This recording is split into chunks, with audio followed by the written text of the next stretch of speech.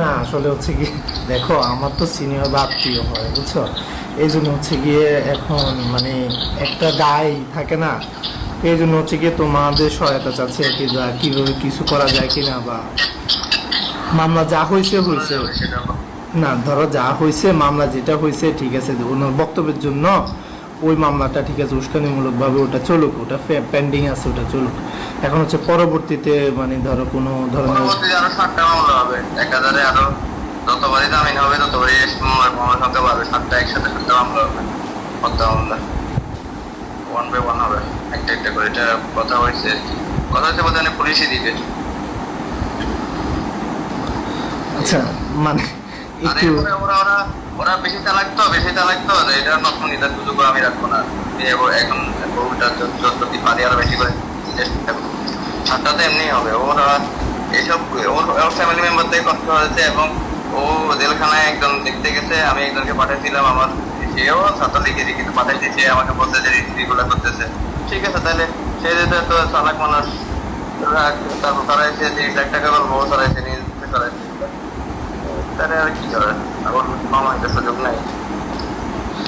আচ্ছা মানে ধরো না এগুলো কোনোভাবে হচ্ছে কি ইয়ে করা যায় কিনা, খামাকে হচ্ছে কি কনফ্লিক্ট করে তো লাভ নেই, সবাই হচ্ছে কি আমরা ভাই ও আমাকে ও চাইলে 1 কোটি টাকা 2 কোটি টাকাও দিতে পারে, ও 30 লাখ টাকা বলবো সরাই কেন? যখন হচ্ছে গিয়ে স্বাভাবিকভাবে যখন হচ্ছে গিয়ে কোনো কনফ্লিক্ট হয়, কোনো ইস্যু অ্যারাইজ হয়, স্বাভাবিকভাবে হচ্ছে কি মুখোমুখি আলোচনা দরকার আছে, যে সমস্যা কিভাবে সমাধান করা যায়। এখানে তো কনফ্লিক্ট যাওয়ার দরকার নেই, একজনের পেছনে একজনের লাগার কোনো দরকার নেই। বট বাহিনী বলো, এই ধরনের বাহিনী বলো, এগুলো তো অনুচিত। ওই ওর একটা বাইক নিয়ে আছে না, সাফি, সাফি মনে হয় নাম না? ভাগনা সাব্বির।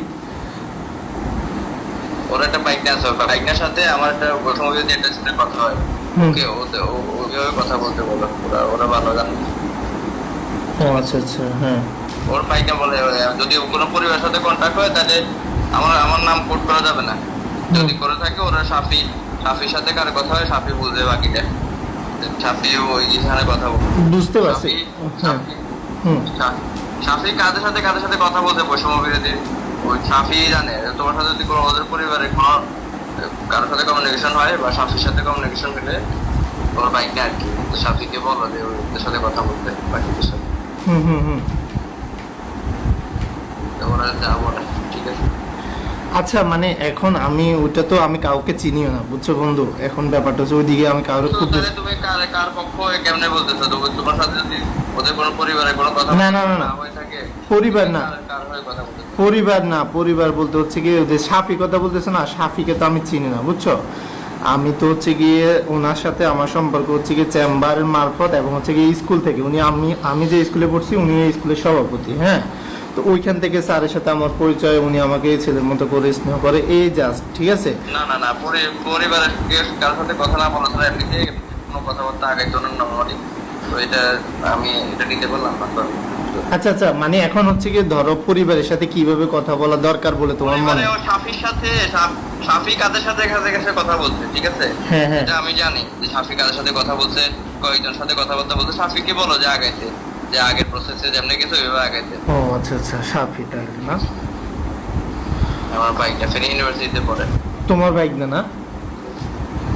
হ্যাঁ, বলে আপনাদের ফেনী ইউনিভার্সিটি কি আছে, ওকে ওকে নাকি বৈষম্য বিরোধী কাদের সাথে কন্ট্যাক্ট করছে, ওইভাবে একটু কন্ট্যাক্ট করতে বলেন যদি নমনীয় হয়। ও আচ্ছা আচ্ছা, তাহলে আমি জিজ্ঞেস করবো আর কি, রিজবির বাকি না? কারণ ইয়ার সাধারণ সাধারণ বাইক না, সাফি। সাধারণ সাধুর বাইক না, সাফি না? হ্যাঁ, ও কার সাথে কথা বলবে? হ্যাঁ, ও অলরেডি কয়েকজনের সাথে কথা বলতে, বৈষম্য বিরোধী কাদের সাথে কথা বলতে সাফি। ওই চ্যানেলে আগান, ওই চ্যানেলে কথা বলেন। মানে দেখো না, মানে যদি তোমার পক্ষ থেকে যদি কোনো সাপোর্ট পাওয়া যায়। কিছু না, এখানে বৈষম্য বিরোধী একটা বড় মানুষজন ইনভলভ আছে, ওদের সাথে কথা বলতে হবে। এই জন্যই বলছি বৈষম্য বিরোধী লোকজনের সাথে ওর কথা হয়েছে, যেহেতু ওনারা ভালো করে জানে। তুমি প্রথম শুনছো দেখে একটু ঘাবড়ে গেছো আর কি, ওরা অলরেডি অনেকভাবে চেষ্টা করতেছে। তো ওই জন্য সাফিকে বলো, সাফি কন্ট্যাক্ট করতে আর কি। ও আচ্ছা, তো এবারে পরবর্তীতে যদি এই 7টা মামলা হয়, হয়রানি হবে না আবার একটু? আমি তো বললাম এটা আমি সিঙ্গেল পার্টি না, তো আমাকে এতবার রিকোয়েস্ট করা লাগবে? আমি সিঙ্গেল পার্টি না যে আমি এখানে ডিসিশন নেই। এখানে যারা যারা আছে আর এটা আছে, এটা পুলিশ আছে, সিজিএম আছে, অনেক অনেক পার্টির ইনভলভ আছে। তো ওনাকে উনি যা চালাক বানানোরই জানে, তার তার বাইক নাও বলে যে 10 দিনের মধ্যে বাইরে যাবে, 5 দিনের মধ্যে বাইরে যাবে, কোনো সমস্যা নেই। এত এত যেহেতু কনফিডেন্স তাহলে না না বন্ধু, তুমি হচ্ছে গিয়ে সেন্ট্রালে আসো, আমরা সেন্ট্রালে ছিলাম, দেখছি ঢাকার পরিস্থিতি। এরা হচ্ছে গিয়ে হয়তো না বুঝে।